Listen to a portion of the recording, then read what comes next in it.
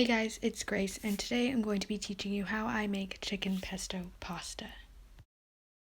So what you're going to need to make the chicken is chicken breast. I use 5, or you could use 5 chicken thighs, garlic powder, herbs de Provence, brown sugar, salt, pepper, fresh garlic, and olive oil.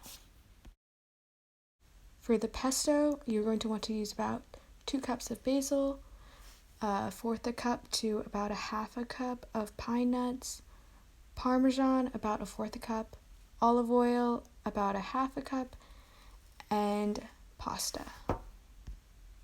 So first you're going to want to cut up some chicken. I'm making dinner for my family, so I did use a lot of chicken breast. I used 5, but make as many as you think you'll eat.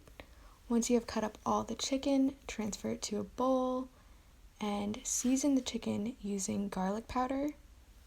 Now the herbs de Provence, some brown sugar, which helps with the browning, salt, and pepper. And now you're going to mix that all around and make sure every piece of chicken is coated nicely. And now I'm getting ready to cook the chicken, so I'm going to cut some garlic up. I actually tried smashing the garlics first before chopping them up, so hopefully that they would release more oil, but that kind of made it harder for me to cut. Anyways, just go ahead and put your garlic in a pot with some olive oil and wait for that garlic to bloom. And now that your garlic is all sizzling, you can go ahead and put the chicken in. I did only half of the chicken for this batch because I have so much, but you'll probably be able to do it in one. So you're going to want to let each side cook for about 10 minutes before you start trying to flip all of them. But yeah, so cook the chicken for about 20 minutes total until both sides are at least a little bit golden. Here I am flipping each one of the chickens individually. You definitely don't have to do this. You could probably just use a spoon and stir it around. But I guess I was just feeling extra when I filmed this.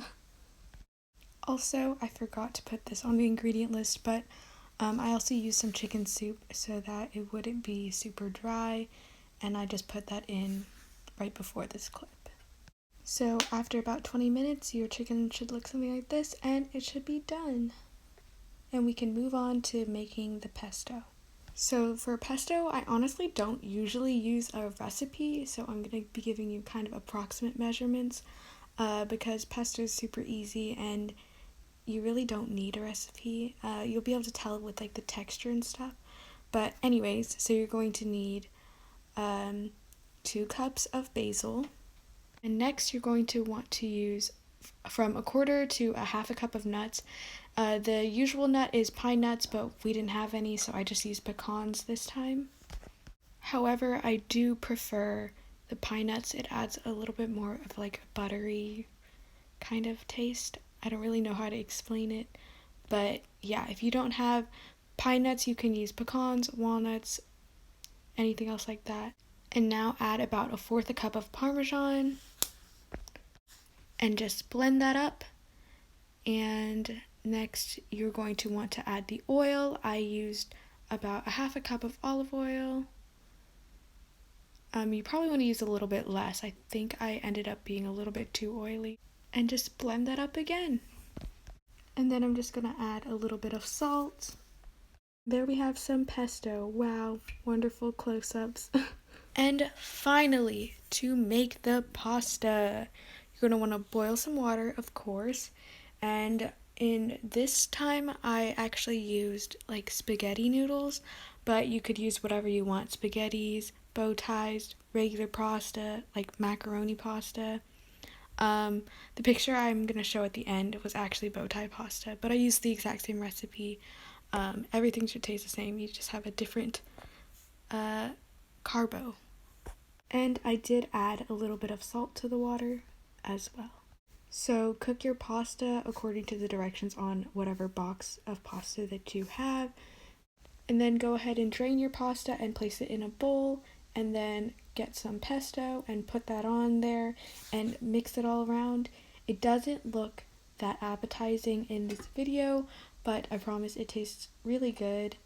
Yeah. You can go ahead and put some chicken on top of there and mix it around, or you can just put the chicken in a separate bowl and have people pick up what they want. And there you go, some delicious chicken pesto pasta. Good luck and enjoy.